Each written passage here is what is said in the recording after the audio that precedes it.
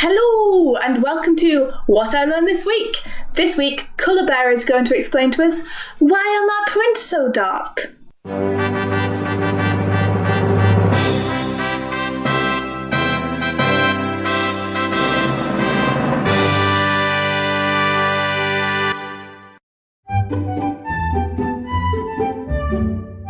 And so you're thinking, why are my prints so dark compared to the artwork I have on my screen?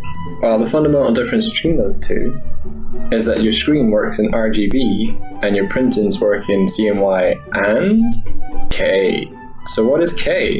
K is the black used to replicate colors. It's best to be aware of the amount of K in your artwork. So if we look at a previous comic, this is North. The best way I found of measuring K, if you go to Window, Color, and bring this up, you want to change the mode here from grayscale slider to CMYK sliders.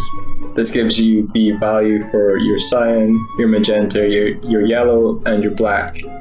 And you also want to switch this to the CMYK spectrum to give you more of an idea of the spectrum you're working in. You want to work in the color mode of CMYK. Image, mode, CMYK color.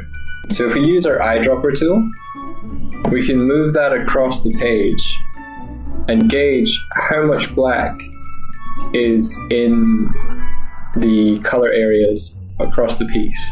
She has 48% black in that area, whereas compared to here, 41. But the perceived color and brightness isn't all that dark, even though there's 41% black in there. You'll see, particularly in the top and the lower panels, that there was a lot of K kind of used accidentally throughout this, and this meant that when North printed, it was darker than I expected it was going to be. Compare this to a page I worked on in Glim. You'll see that I mindfully made sure that I didn't use a lot of K in the colors. Places where I did use K was in the line art and the color holes to make sure that those read well against the rest of the colors. Something I've learned since working on Glim though, there are other factors that can affect the darkness of a print, and that involves math. The higher the percentage value that you have in these four values, the more saturated the ink is going to be on that area of the page. Anything above 200% will be difficult to perceive. So I found when this color was reproduced on the page, Midge's hair color is really quite dark in comparison to the other colors surrounding it. It is best to be mindful that if you want to make this color,